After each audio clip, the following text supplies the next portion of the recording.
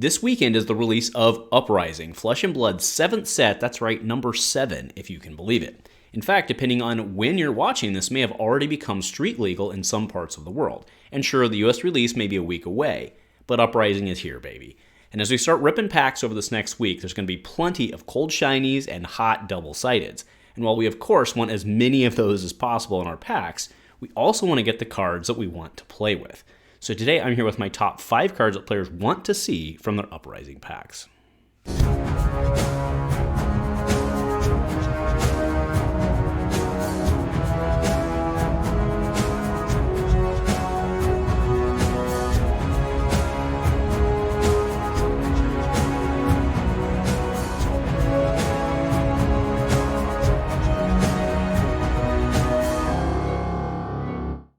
A huge shout out to our channel members for supporting what we do here. If you want to get involved with the channel and the Dice Commando community, please consider joining as a channel member.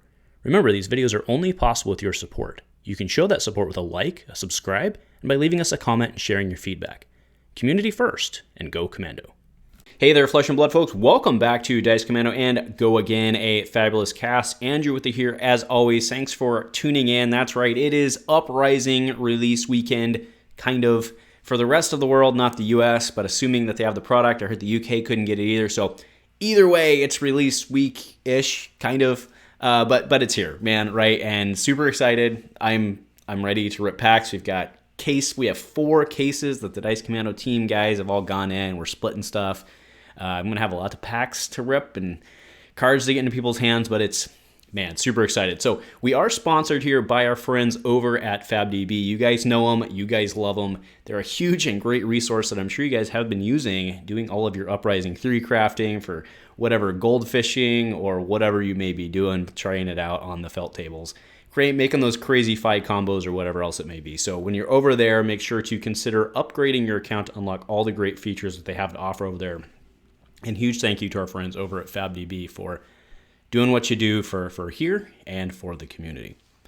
All right, guys, so I put out a call a couple weeks back to the community because I wanted to know what cards you guys were excited to see from Uprising. Now, tonight we're going to talk about, obviously, my top 5, but I want to go through your top 5. Now, there's a stipulation tonight, which is, it would be very easy to make the top 5 of like the Big Dragon 1, the Big Dragon 2, the Big Dragon 3, and then like all of the legendaries, right? So what we're really focusing on tonight in terms of the conversation and those polls are those cards that you really want. You're like, oh man, I need 3 of this card. I need 3 of this card. And without giving any, giving out the list away, right? There's some cards that are, people want to get a lot of, right? In order to make not only maybe their Fi deck or whatever deck it may be work, but just for generics and stuff like that, right? So, but first, let's go into the community shout-out. So thank you guys who all responded to, it wasn't really a survey as much as a questionnaire of sorts, but the weight of Kodasha said, that all you got, Fog Down, Erase Face, Crown of Providence, and a full quelling set are currently in my picks. I like that. See,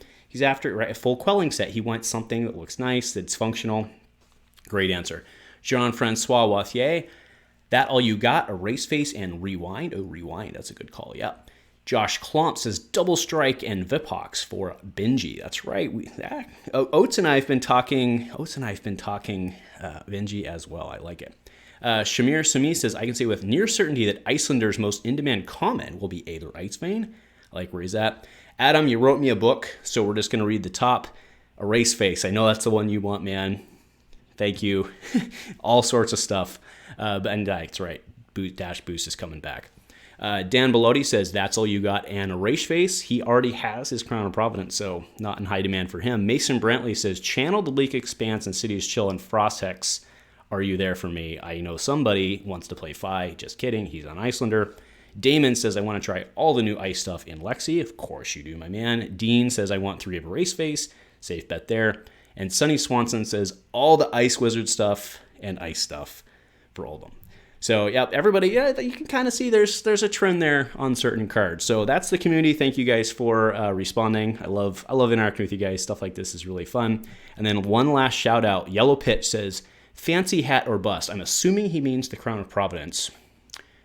But maybe he's back in Tales of Aria and he wants the Ragamuffins hat. I don't know. So, all right. So, yes, my number 5. Now, again, I know I came in here saying it's easy to throw legendaries on here, but this one's a big one, right? So Crown of Providence is my number 5.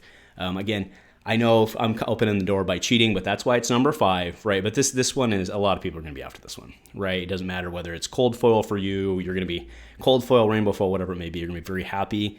If you pull this sucker, it's good, right? It's a good hat. It's probably the Runeblade go-to. There's probably a lot of other classes that it's their go-to. Not Ninja, probably, but a lot. This is really, really good. You can, depending on who you are, you can play the math game with that versus the Skullcap. But regardless, no question that this card is going to be a staple for a long time. I don't know if there's much more to say on this one. I mean, I think again, it's an L, so obviously you're going to be happy if you pull it overall out of your packs. But in terms of usefulness, this card is going to be useful for a long, long time, because I hear hand fixing is probably going to be good in this game. All right, number 4 is Frost Hex. Now, the reason it's not that this card itself is super sexy or anything like that, but it's kind of functional, I believe, it's one of like the functional pieces to making Icelander work, right? That's been one of the things when everybody's looking at Icelander and talking about her in theory crafting, is like, but how does she win, right? And the answer is this card, right? Right now, the only way to pop it, I believe, is Thaw, right, which is Draconic. So that's a pretty limited field. And, in that case, you can just play different into your Draconic heroes. And Frost Hex just kind of sits out there, and anything that's left at the end of their turn, which they couldn't pay for anyway, they have to take. And I think this is the answer. I think that's how you win games. So is this the, like, penultimate card? No, but I think if you're trying to build Icelander, which a lot of people are, I think you need this card, right? So I expect this card to be in high demand early. If you rip it, you're going to be very, very, very happy because it's a piece that you wanted. Or if you don't want to touch Icelander with a 10-foot pole, pretty sure you can trade it for something below. All right, so the next one is kind of a cheat, but not really. The reason is these both serve the same function, and they're what we'll talk more about Fi in a couple other episodes. I've got one I'm working on right now, but I'm calling these the Fire Starters. Now, there are a lot of cards in Fi's whole thing. I mean, there's Draconic cards, too, that depend on having a red. But, specifically with Fi, you want to have played a red card, right? And these cards do that. So Uprising is your red card. Now, sure, this one's not an attack to add to the chain, but it makes all your Draconics +1, so that's pretty good. And then Spreading Flames. Obviously, these two serve different functions. And heck, if you can use them together, rock on, buddy. Right, but they both get your red card played so that a lot of other cards start getting go again when that's played, or you have Spreading Flames, which itself has go again, plus gives bonuses to everything as the links get longer, or as the chain gets longer, excuse me. So both of these cards, both of them are M's. I think they're both very critical to what they do, and if you're going to be able... Uprising, maybe you play it, I haven't really theory crafted too much on the Illusionist, but I think Uprising maybe, but Spreading Flames for sure is a Fi staple. So both of these cards are definitely on the number 3 slot. Number 2, we're going into usefulness. I cannot wait to get a play set of these. That all you got? This card is just phenomenal. So while it's defending an attack with 2 or less attack, when the combat chain closes, draw a card. So is this like not a fantastic sideboard card? I think it is, right? And it's yellow. It serves, I don't know. This just screams going in many of my decks for me, right? It just seems fantastic. I don't know. There's much more to say about this. It's kind of everything you want. Sure, it only defends for 3. I mean, sure, you'd want to defend for more, but that's on curve with it being a yellow, and it replaces itself when it blocks when you want it to, right? So sure, you waste a little extra, but it's still a free block, right? So it can defend a 3 or it can defend a 2 and get you a free block. So this card's really, really strong, really, really good. If you pull this, you're not going to be sad because it can go in something, right? It can go in something because it's a generic. All right, and that leads us up to, that's right, the number 1. No surprise here is Erase Face. I think this is probably the card that a lot of players are most excited about using. There's been rumblings about it's the new CNC.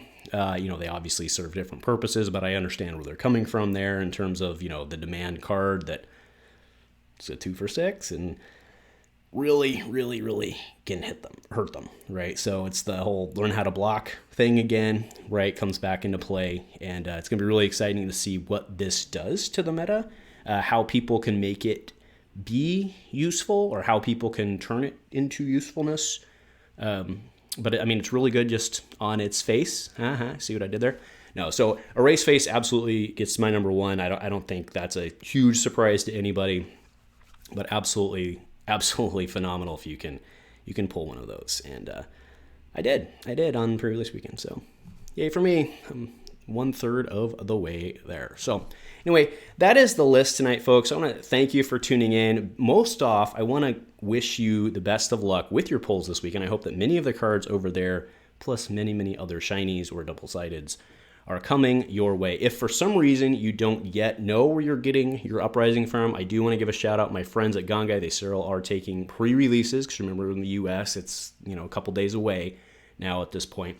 So, reach out to them. You can use code Commando10 at checkout for 10% off your purchase. And then a huge shout out to my boy Travis. You guys know he's going to be cracking packs and getting those singles up early. So you're going to need singles. I'm going to need singles. We're all going to need singles. Head over to Fab Foundry. You can use my affiliate link below. I do see a kickback from that, so it helps me actually build out what I need for decks, and then we can record games and get the whole shebang going. So thanks for doing that. Check both those guys out. Really great people. You guys are great people as well. Thank you to everyone in the community for responding, tuning in today, and if nothing else, folks, go Commando.